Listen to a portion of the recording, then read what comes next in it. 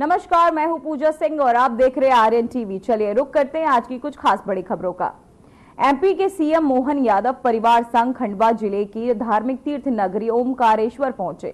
यहां सीएम मोहन यादव ने परिवार के साथ मिलकर अपने गुरु विवेक के सानिध्य में मां नर्मदा की पूजा अर्चना की। तो वहीं साल 2028 में होने वाले सिंहास्य को लेकर भी सीएम यादव ने उज्जैन के साथ साथ ही ओमकारेश्वर और मंगलेश्वर के धार्मिक सौंदर्यकरण को लेकर भी प्रयासरत दिखाई है।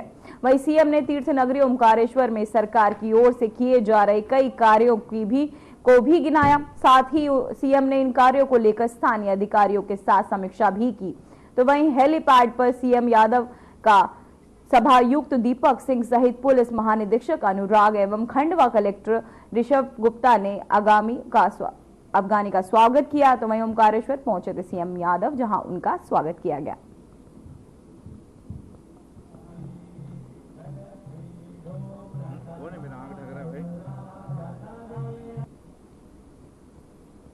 सौभाग्य मां नर्मदा जी का प्रवाह मध्य प्रदेश में अमरकंटक से लगा करके लगभग 1400 से ज्यादा किलोमीटर तक हमारे यहाँ प्रवाहमान होती है मां नर्मदा।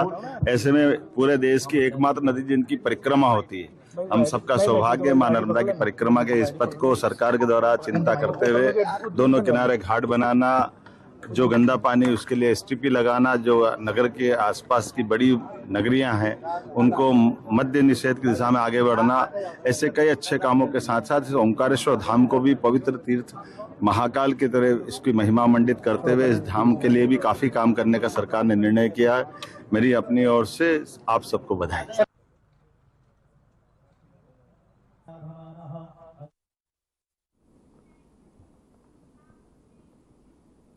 तो वहीं मध्य प्रदेश के पारंपरिक लोक पर्व भगोरिया को राज्य के पर्व का दर्जा मिलने के बाद मुख्यमंत्री मोहन यादव पहली बार झाबुआ पहुंचे, जहां वह भील महासम्मेलन में शामिल हुए। आइए जानते हैं उन्होंने इस दौरान अपने संबोधन में क्या कुछ कहा।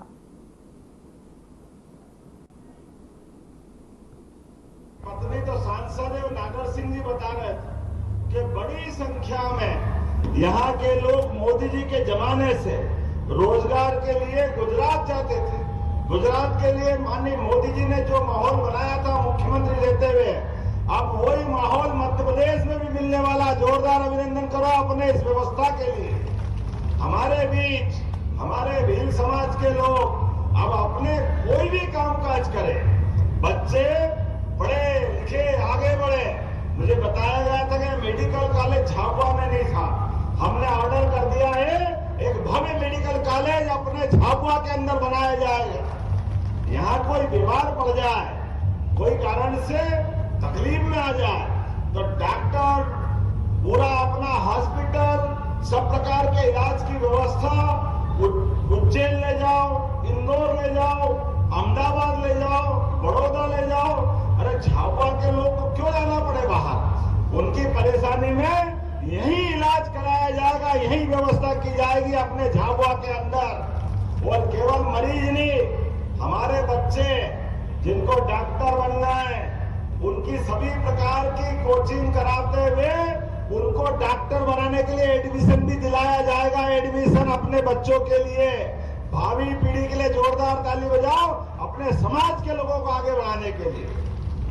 आदिवासी समाज में और केवल डॉक्टर नहीं, इंजीनियर बनना हो, सीए बनना हो, कोई अधिकारी बनना हो, कलेक्टर, थानेदार, एसपी, जो भी आगे बढ़ने के लिए बच्चों की इच्छा हो उनकी निशुल्क कोचिंग क्लास चालू कराएंगे। निशुल्क कोचिंग क्लास, ताकि बच्चे पढ़े लिखे आगे बढ़े।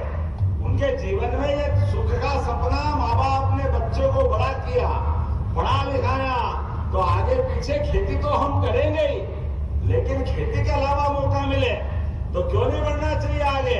मुझे इस बात की प्रसन्नता है, यशस्वी प्रधानमंत्री श्रीमान नरेंद्र मोदी जी ने एक शिक्षक उड़ीसा की आदिवासी अंचल की बहन, आजादी के बाद पहली बार देश दुनिया का सबसे बड़ा लोकतांत्रिक देश और गणतांत्रिक देश में राष्ट्रपति जैसे पद पे आदिवासी बहन को मौका अगर कहीं से मिला है तो हमारी भारतीय जनता पार्टी के माननीय मोदी जी ने दिया है।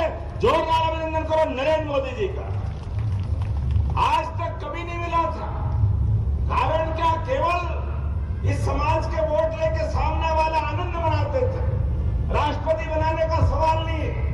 हमारी अपनी बहन धारवी नेता, धाकड़ नेता जमुना बुआ जी, उनको कभी मुख्यमंत्री नहीं बनने दिया। बड़े पद पे कभी भी आदिवासी समाज को हमारे विरोधियों ने कभी मौका नहीं दिया। मुझे इस बात की प्रसन्नता है, आज हमारी सरकारें हैं तो अपने बगल का प्रदेश छत्तीसगढ़, वहां आदिवासी को मुख्यमंत्री बना के बताया ये हमारी सरकार है, ये हमारी भावना है। विष्णुदेव साय जी वहां के मुख्यमंत्री है। और आगे बढ़ो, मेरे नाम राशि उड़ीसा के मुख्यमंत्री मोहन चरण मांझी, ये भी आदिवासी अंचल के आते हैं, इनको भी भारतीय जनता पार्टी ने मौका दिया है। ये हमारी नीति है जिसमें मोदी जी कहते हैं सबका साथ, सबका विकास, सबका विश्वास, सबका प्रयास। विकास के मामले में अगर 1,29,00,000 से बड़ी आबादी हमारी है तो इनको मौका क्यों नहीं मिलना चाहिए? बिल्कुल मिलना चाहिए। मुझे इस बात की प्रसन्नता है, अब हमारी आपकी भी दोस्ती पक्की हो रही है, कहीं कोई बच नहीं रहा है, लोगों को नींद नहीं आ रही है। जोरदार अभिनंदन करो अपने नरेंद्र मोदी जी के अभियान का। गया जमाना, अब यह लोकसभा भी भारतीय जनता पार्टी की, यहाँ के विधायक भी, यहाँ के मंत्री भी लगातार विकास के मामले में, और एक एक करके अब एक एक दिन कीमती है, लगातार इसी प्रकार से बढ़ना पड़ेगा। आज तो हमारी सरकार बनी है और सरकार बनने के बाद हमने कुछ फैसले भी और लिए, लगातार फैसले लेना है कि हमारे अपने आदिवासी अंचल में अगर मेडिकल कॉलेज खोलना पड़े तो सबसे पहले आदिवासी अंचल में खोलना चाहिए। ये नीति हमारी बनी है। अभी श्योपुर में मेडिकल कॉलेज तैयार है, सुंदरौली में भी मेडिकल कॉलेज तैयार है। 2 महीने में वहां के मेडिकल कॉलेज लोकार्पण कराएंगे। लेकिन केवल मेडिकल कॉलेज नहीं, अब हमारे आदिवासी अंचल में अपने रोजगार के लिए अभी अपने यहाँ से मुख्यमंत्री और प्रधानमंत्री किसान सम्मान निधि किस किस को मिलती है? हाथ खड़े करो जिनको किसान सम्मान निधि मिलती है। और लाडली बहना योजना किस किस को मिलती है? वो भी हाथ खड़े करो। बहनें तो कम है हालांकि, लेकिन सबके घर में उधर बहनें भी हाथ खड़ी कर रही है।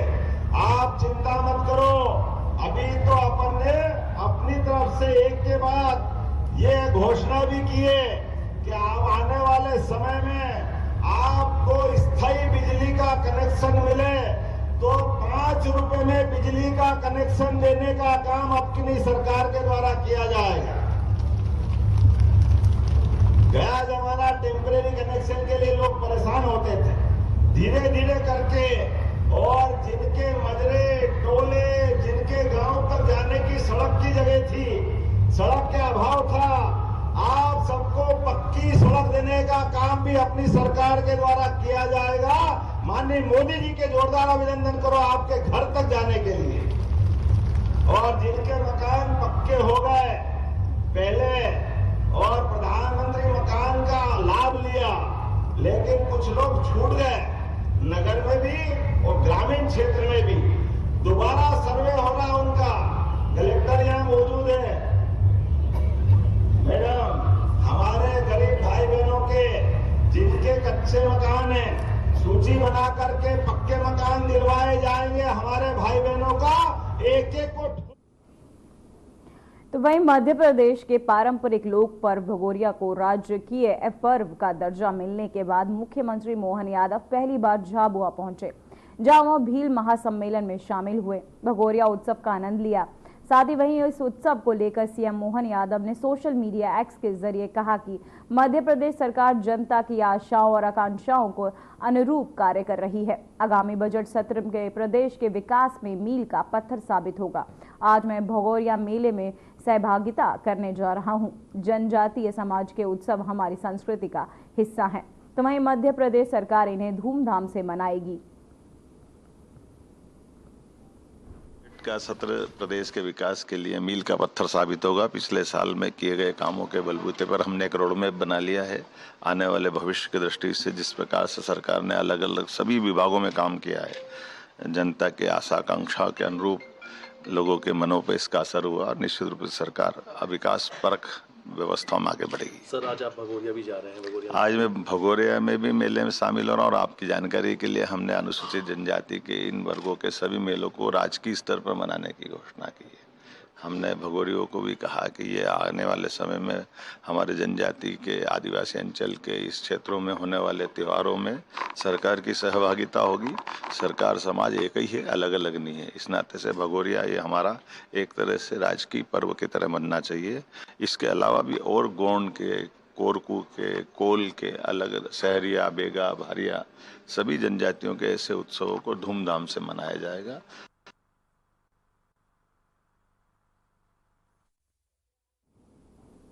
तो वहीं मध्य प्रदेश विधानसभा बजट सत्र सोमवार से शुरू हो रहा है, जिसे मुख्यमंत्री मोहन यादव ने इसे राज्य के भविष्य के विकास के लिए मील का पत्थर करार दिया है।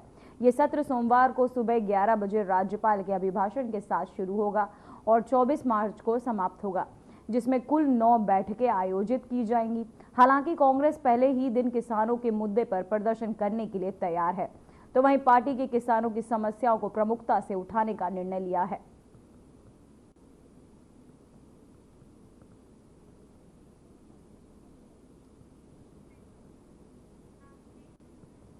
तो वहीं शिवनी नगर में सड़क चौड़ीकरण के कार्य प्रगति पर है, जिससे चलते सरकारी भूमि पर अतिक्रमण हटाया जा रहा है।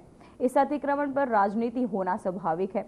वहीं कांग्रेस ने भारतीय जनता पार्टी के विधायक दिनेश राय मनुमुन पर अतिक्रमणकारियों का सपोर्ट करने का आरोप लगाया है।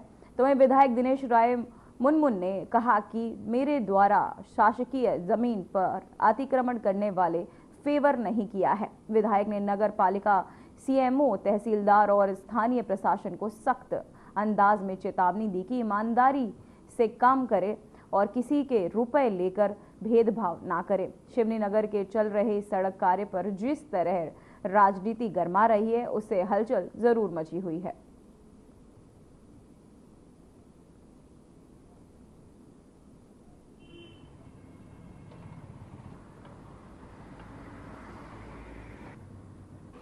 शिवनी नगर पालिका और एसडीएम, तहसीलदार, जिला प्रशासन, राजस्व महकमा, इनकी संयुक्त टीम द्वारा अतिक्रमण हटाया जा रहा है, काम चल रहा है। इसमें कांग्रेस के एक प्रवक्ता के द्वारा कहा गया, शिवनी विधायक हमेशा फोन लगाकर हमारी नगर पालिका में अतिक्रमणकारियों को सपोर्ट करते और रोकते। मैंने कभी भी रोड के ऊपर अतिक्रमण करने वाला का साथ नहीं दिया हूँ और मैं इस पक्ष में भी नहीं हूँ। मेरा ये है कि रोड में जो है पूरी रोड आने के इंच निकालिए, क्योंकि नगर पालिका जो काम गुणवत्ताहीन भी हो रहा है और यहाँ पे नगर परिषद के लोग क्या देख रहे हैं, क्या कर रहे हैं और अधिकारी क्या कर रहे हैं, ये इनकी जवाबदारी है। हमारी सरकार ने पैसा दिया तो आप रोड को पूरे मापदंड के आधार पर पूरे आखिरी कोने तक निकाल के बनाइए।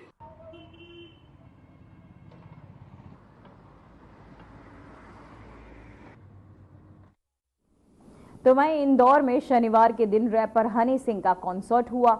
इसके बाद रविवार सुबह नगर निगम की टीम वहां पहुंच गई और एलडीए समेत करीब 1 करोड़ रुपए का सामान जब्त कर लिया गया।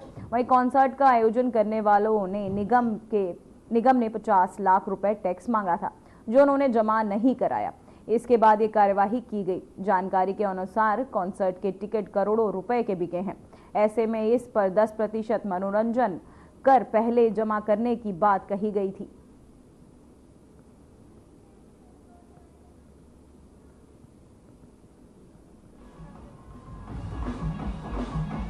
तो 50 लाख रुपए टैक्स नहीं हुआ जमा, जिसके चलते आपको बताते चले निगम ने जब्त किया 1 करोड़ का सामान। इंदौर में हनी सिंह का कॉन्सर्ट, 50 लाख रुपए टैक्स नहीं हुआ जमा।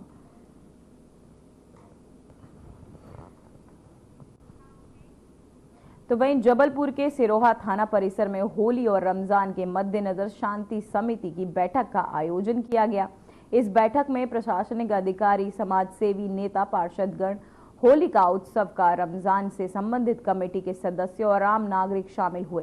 बैठक में एसडीएम रुपेश सिंघई और अन्य गणमान्य व्यक्तियों ने उपस्थिति रहे। वहीं बैठक में बताया गया कि 2 पहिया वाहन पर 3 सवारी बैठने पर जुर्माना लगाया जाएगा और ड्रिंक एंड ड्राइव कानून के तहत शराब पीकर गाड़ी चलाने पाए जाने पर 15,000 रुपए का जुर्माना लगाया जाएगा।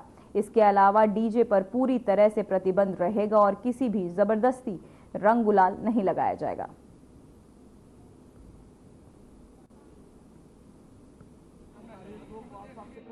शांति समिति की बैठक हुई जिसमें आगामी जो हमारे त्यौहार आ रहे हैं, होली, रमजान, ईद, इनके बारे में बात की गई।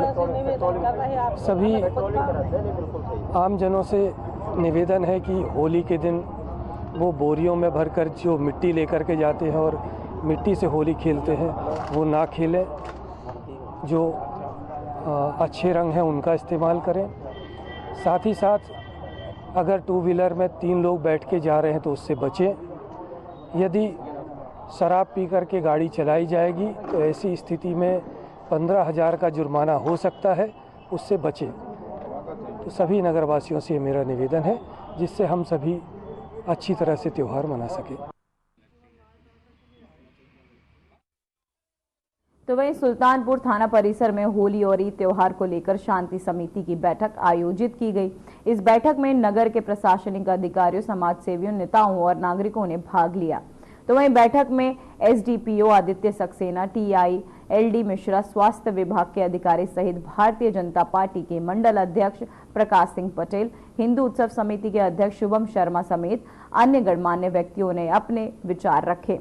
इस साल होली जुम्मे के दिन पड़ रहा है। सभी ने निर्णय लिया कि जुम्मे की नमाज से पहले होली का कार्यक्रम पूरी तरह से समाप्त कर लिया जाएगा ताकि किसी भी तरह की असुविधा या विवाद का सामना न करना पड़े।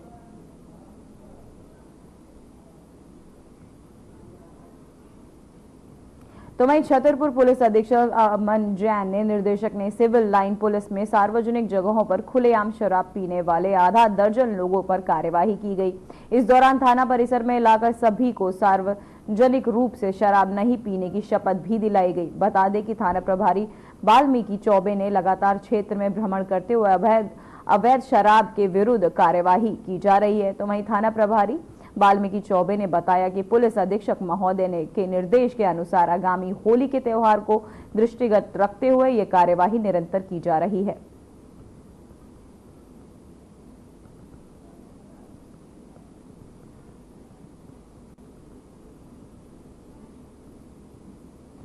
जी, जो सार्वजनिक स्थान पे शराब पीने वालों के विरुद्ध त्यौहार के मद्देनज़र लगातार चेकिंगें चल रही हैं। कुछ लोग ठेके के सामने, कुछ ऐसी सुनसान स्थान पर शराब पीते हैं, उसके लिए सभी स्थानों पर चेकिंग की गई। कुछ व्यक्ति नशे में मिले हैं, उन पर कार्रवाई की जा रही है। जी, ये आगे भी त्यौहार रहेगा, प्रतिदिन ये चेकिंग जारी रहेगी। इन सभी व्यक्ति को बुलवा के एक कसम भी खिलवाई गई और इनसे एक शपथ पत्र भी लिया जा रहा है जिससे इनके नैतिक इन पे इफेक्ट पड़े कि ये रोड पर सार्वजनिक स्थान पर शराब ना पिए।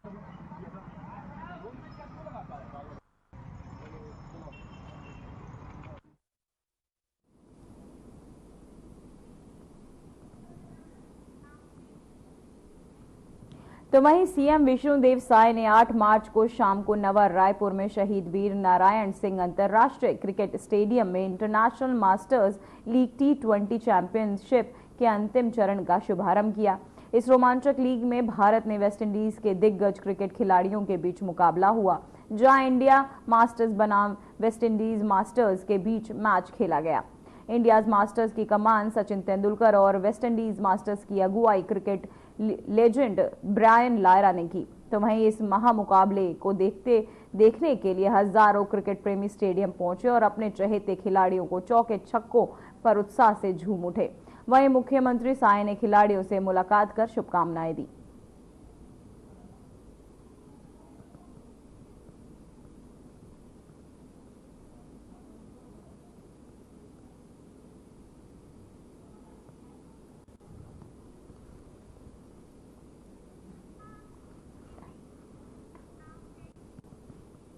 तो वहीं अंतर्राष्ट्रीय महिला दिवस के अवसर पर सीएम निवास में महतारी वंदन अभिनंदन कार्यक्रम आयोजन हुआ, जिसमें लोकतंत्र के चौथे स्तंभ के रूप में बेहतर कार्य कर रही महिला पत्रकारों का सम्मान किया। बता दें कि वे पहली बार हुआ कि मुख्यमंत्री निवास में महिला पत्रकारों के सम्मान में कार्यक्रम आयोजित किया गया है। सीएम साय ने एक्स पर ट्वीट कर बारे में बताया। उन्होंने बताया कि इस अवसर पर पत्रकारों के आत्मनिर्भर संवाद एवं विभिन्न विषयों पर उनके सुझावों से अवगत हुआ। उन्होंने लिखा कि ये सभी केवल एक पत्रकार ही नहीं, उन सभी नारियों के प्रेरणा स्रोत भी हैं जो इनकी कार्यकुशलता का देखरेख कर सभी को, आपको बताते चले, पत्रकारिता के माध्यम से आम जनों को सशक्त आवाज बनने के लिए प्रेरित करते हैं।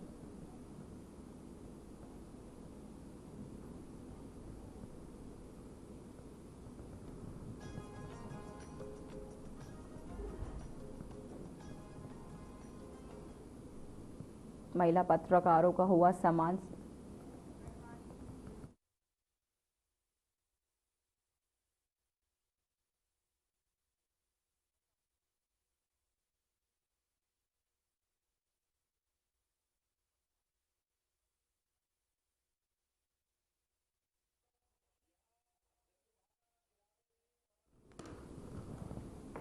तो वहीं बड़वानी में आयोजित भगोरिया उत्सव में सीएम शामिल हुए। आइए उन्होंने क्या कुछ कहा, आपको सुनाते हैं। आनंद का दिन इस भगोरिया के मस्ती के अंदर यहाँ नाच रहे लोग, वाह, जोरदार ताली बजा दो, इनका अपने पाँव नहीं छूट रहा है। होली का त्योहार सच्चे अर्थों में भगोरिया का पर्व, ये हमारे खरगोन, बड़वानी, धार, झाबुआ, पूरा निमाड़ का और मालवा का अंचल एक अलग प्रकार से आनंद में डूबा है। मुझे इस बात की प्रसन्नता है, यशस्वी प्रधानमंत्री के नेतृत्व में जोरदार अभिनंदन, श्रीमान नरेंद्र मोदी जी का जोरदार ताली बजा के अभिनंदन करो। एक गरीब घर का व्यक्ति देश का प्रधानमंत्री बनता है और गरीब आदमी के मन में जो भाव रहता है, लोकतंत्र का सबसे बड़ा पद हमारा अपने आदिवासी बहन महामहिम द्रौपदी मुर्मू को मिलता। जोरदार अभिनंदन करो। ये भावना है भारतीय जनता पार्टी की और हमारी अपनी सबकी। इस लोकसभा के अंदर, विधानसभा के अंदर हमारे सारे जनप्रतिनिधि, पता नहीं क्या है निमाड़ में, जो भी है सब हमारा ही है।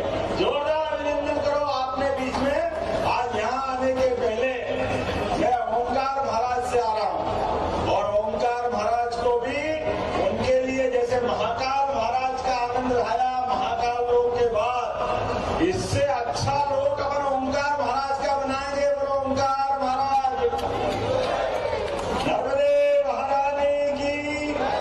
आज हमारे बीच ये जो आनंद उत्साह का वातावरण बना है और हमारी सरकार बनी तो हमने भी प्रयास किया, संध्या मामा के नाम पर पहला बार अगर खरगोन में विश्वविद्यालय दिया है, जोरदार अभिनंदन बना उस बात का। भविष्य के बच्चे भी तैयार होंगे और संध्या मामा को लेकर के जो हमारी आस्था है, जो हमारी भावना है, ये उसका प्रकटीकरण भी है।